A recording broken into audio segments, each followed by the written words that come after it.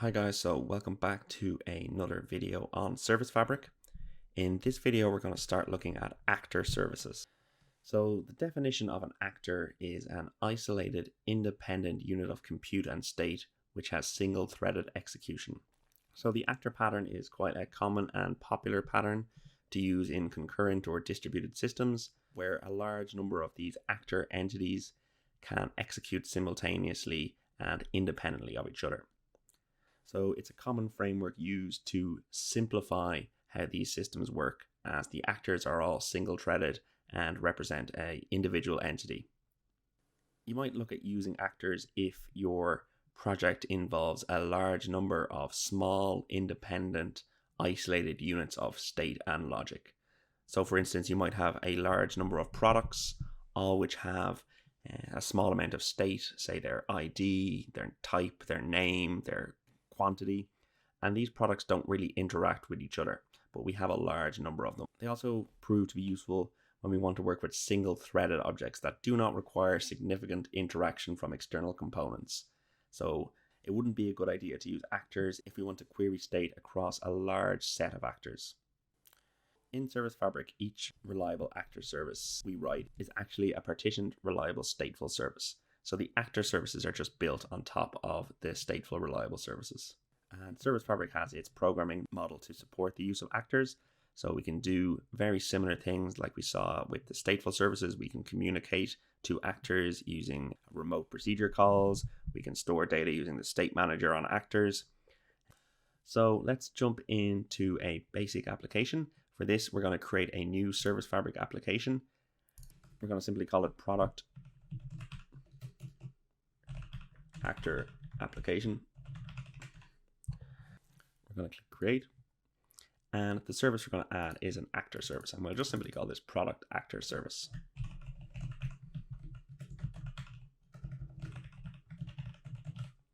And click create, and this will bootstrap a new actor service for us. Visual Studio will give us some template code, and we'll be able to start to see how an actor service is built. So once that's bootstrapped and kicked off, we can close what it opens for us, and we can look at the main actor class. So it's this product actor service class here. So we still have the same as usual. We have our application, which has our application manifest, application parameters files, publish profiles, scripts. But we also have this product actor service, which is our actor service. Another thing Visual Studio gives us out of the box is an interface to our actor service, and we'll see how this is used shortly. So Service Fabric gives us a lot of bootstrap code, so we'll just delete some of these comments and we'll go through it. So the first thing we can see is that our product actor service inherits from actor, and this is what makes this service an actor service. It also implements the iProduct actor service interface, which Visual Studio has created for us in the interfaces project here. And this defines what methods a client is able to call on the product actor service. So we will change this interface to suit our own needs. So let's do that now. The first thing we want to do is we want to define what a product is. So a product is what will be stored reliably on the actor and transferred across the wire when we're making requests to get and retrieve these products. So to do this, we'll just add a new project. So this will help us avoid circular dependency errors when we're referencing product in multiple locations. We'll create a class library, .NET Standard, and we'll simply just call it contracts. And this is where we'll store what the contract for a product is. We'll rename the class to product.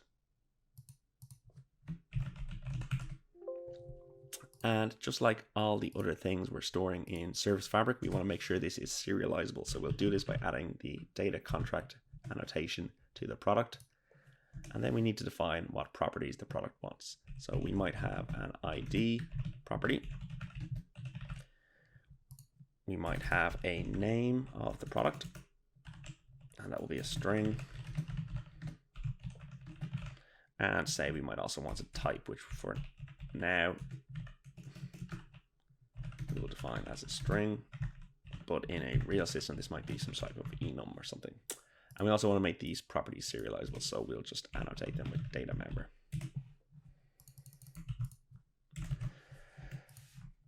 So that's our product defined. That's exactly what we want to store in our actor, and that's what we want to pass around our system and replicate across our system.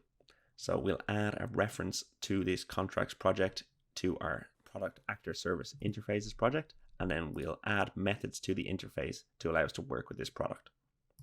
So add the contracts. So we can delete these comments that Visual Studio has kindly provided us with. And we can see we have the two old methods. So getCountAsync and setCountAsync. And these are from the Bootstrap actor code that Visual Studio has given us. So they do something with adding counters again. In our case, we'll change these methods or add new methods to support our product. So instead of having getCountAsync, we simply want getProductAsync. And this will return a product. And it will be asynchronous. So we'll return task product. And then we also want to be able to add a product. So we need add product async. In this case, we want to pass the product we want to add into the method. So we'll pass product and we'll rename count to product. So this will define the new interface that clients will be able to interact with our actor service using. So they'll be able to get a product from an actor and they'll be able to add a product to an actor. Notice here in our getProductAsync, we haven't specified any ID or anything like that.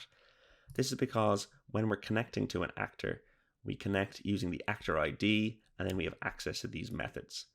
And only one product is stored per actor. So when we connect to an actor using the actor ID and then call getProductAsync, we'll be sure we're getting the right product as we're already connected to the correct actor. And we'll see that in action later in the video. So let's jump back to our product actor service. So we can see now we have an error because we don't implement the iProduct actor service interface. So let's delete the two methods from the old interface and implement the new methods. So we have add product async and get product async now added to our actor. Both of these are asynchronous methods, so we'll just add async keyword to them. And now we'll see how we implement the storage of state in an actor service. So just like a stateful service, we have access to a state manager. So we can call this .stateManager. And this will be unique for the actor. So only the state of the actor that we're currently in will be able to access the state that's in this state manager. So we can call in our add product async, add or update state async. We want to give it a state name. So this will uniquely identify what we're storing in the actor. So we'll define this up here. We'll call it private string actor state name, or product state name is probably better.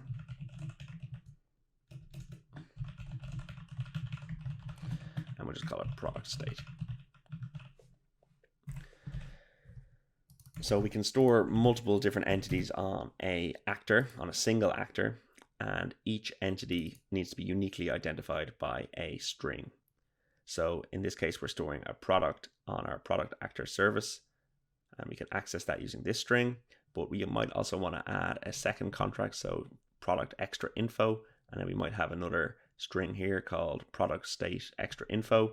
And when we use that string in our add or update state async method, we'll access the other object, not our product object. So we also want to pass it in the object we want to store. So the product itself, we want to give it an update value factory. So quite simply, we can just do this. And then finally, we want to pass the cancellation token. And this should add or update the state that we have for this string here, product state name. So it will add this product to our actor under the key product state. And it's an asynchronous method, so we need to await it.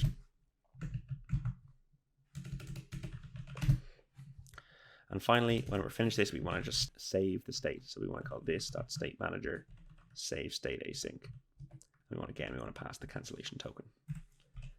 So that's how we add a product to our actor. So we want to also be able to get the product back from our actor. So we do this in a very similar manner. Again, we use the state manager and we use get state async. And this is a generic type, so we can specify the type as the product. And we simply just want to pass it the product state name. So the key of the type we're storing basically. And and also the cancellation token. And just as we said earlier, we don't need to pass this the ID of which product we receive, because the actor we are in can only store one product, and that is the product we want to retrieve, because as we'll see in a later video, when we proxy to this actor, we'll be passing the ID that we want to use. So again, this is awaitable, so we want to await that. We want to say the product equal to it. So we can see here that the type of this is product, and then we simply want to return that product to the client. So that's the basics of our two methods that we're going to use, add product async and get product async. So in order to show how these are used, we're going to add a quick API service to our application. So we're going to go add new service fabric service. And just like before, we're going to add a stateless ASP.NET Core API service. And we're just going to call it product API. Click create, and Visual Studio should give you what type of option you want. We're just going to create an empty one for now. So we're going to click create. So we now have our product API service here. First thing we want to do is we want to add a controller to access our products and proxy to our product actor service. So we'll add a folder to hold our controllers, and we'll add a new class, which we'll call product controller. Now, this tutorial is not going to dive into the depths of ASP.NET Core and how to create a controller. So I'm sure there's plenty of other tutorials on the net if you want to find out more information on exactly what I'm doing here. So the first thing we want to do is you just want to annotate the controller with API controller. And we also want to give it the root. So the root will be API / and then the controller name. So when we're calling this, we'll simply go to localhost, the port number, /API /product. And we also want to implement controller. And these are obviously all defined in Microsoft ASP.NET Core.MVC. So let's add our methods. So we need two methods. We need a HTTP GET to get our product from our actor service. That will return a product. So we're going to have to add the reference to our contracts project from our API. And while we're at it, we'll also add the reference to our interfaces, because we'll need that to proxy to our actor service. So using contracts, and we'll call this get product by ID. And we'll import contracts.product. We need to pass an ID in this, so we'll get one from the query parameters. So from query int ID. So that will allow the user of this API to pass the ID in as a query parameter. We don't need to give this a root, as we're only going to have one get and one post and possibly one delete method in this controller. So the uniqueness of the HTTP verb will uniquely define which method we want to hit. We now want to create a proxy to the actor. So to do this, we need to use the actor proxy, which is defined in Microsoft Service Fabric actors.client. And we want to create a new one. And we want to give it the interface that we defined earlier. So the iProduct actor service interface, and we just added the reference to that. So we should have it here. Product actor service. So we can add that. And then what we want to pass into this method to create our proxy is the actor ID we're trying to connect to, and also the URI of the actor service. So first we need to create an actor ID from this int ID. So we can say var actor ID equals new actor ID and pass in the int there. So this will create us an actor ID, which will be passing in the ID. And then we also want the URI of the service. So we can go new URI, and we need to give the service name here. So that will be something like fabric ./application name /service name, and we can get these values here, the application name, the service name, from the Service Fabric Explorer when we first deploy our service. So we'll save that in a variable called proxy, and then we can use that proxy to call methods on our actor service. So we can say proxy.add and get product async, the two methods we added earlier. In this case, we want to get the product async, and we want to pass in just the cancellation token. So we'll just create a new cancellation token to be simple. And that should return the product we're looking for. And it's asynchronous. So we want to await it. So that means we also have to add the async here. So now we have the product, and we can simply return that to the caller of the API. And we want to do something very similar for the post. In this case, we want to take in a product and we want to pass it to add product async method.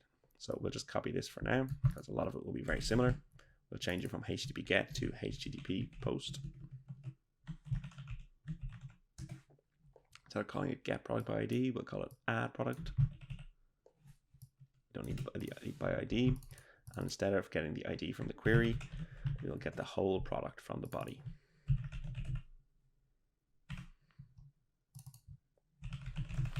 So again, we still need to create the actor ID. So we'll create that from the product.id.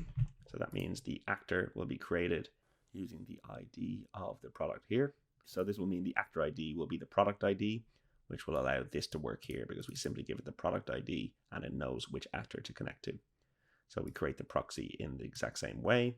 And instead of calling get product async, we want to call add product async, and we want to pass in the product and the cancellation token. And this does not return anything, but we are using the await keyword, so we need to add the async here. And also, we're not returning a product in this case, we're just returning a task, so we can delete that. So we also want to jump into the startup class and just add some code here to pick up our controllers. So in configure services, we just want to say services.add controllers.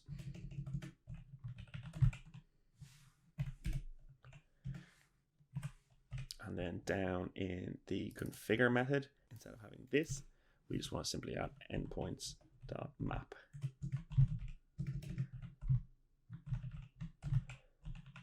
Controllers. And that should set up our product API. The final thing we want to do is we want to get the exact service name and application name of our actor service so we can give it the correct endpoint here. So to do that, we're just going to deploy our service and just copy it from there. You can figure it out from the application name and the service names, but this is probably more foolproof. So we'll just publish a new instance of our application to the local OneNode cluster that we have running. Okay, so our application is deployed on our Service Fabric local cluster. At the moment, we're running in single node configuration, and we can see here that we have the full, we can create the URI from this here. So we have the fabric, the application name, and the service name. So we'll simply copy this into our application here. So this way we'll create the proxy to the correct service and we won't get a service does not exist exception. So let's redeploy our application and see if we can add and retrieve products from our actor service using Postman API calls. So we'll right click and we'll debug in this case as we want to set some breakpoints to see what happens. Okay, so our service is deployed and now we'll make a couple of calls in Postman to see what happens.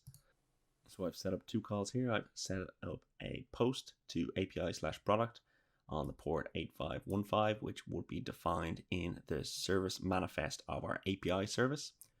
I've just added the header of content type application JSON and then a simple product of ID1 name BMW6 series and type car. Also added a get, which on the same port /API/product and just passes the query parameter 1, which is the same as the ID of the product we are posting. So let's call this post and see what happens. I've set some breakpoints in the controller and in the actor service itself. So we send, we can see here that we've hit the add product. The product contains the information that we've set in Postman. We've created our proxy and we're calling add product async. So if we continue on, we can see we actually jump into our product actor service and we're adding this product to the actor in question. We continue and that should be the end of our call. And when we want to get the product of ID1, we can send that. Again, we should hit the breakpoints we've set.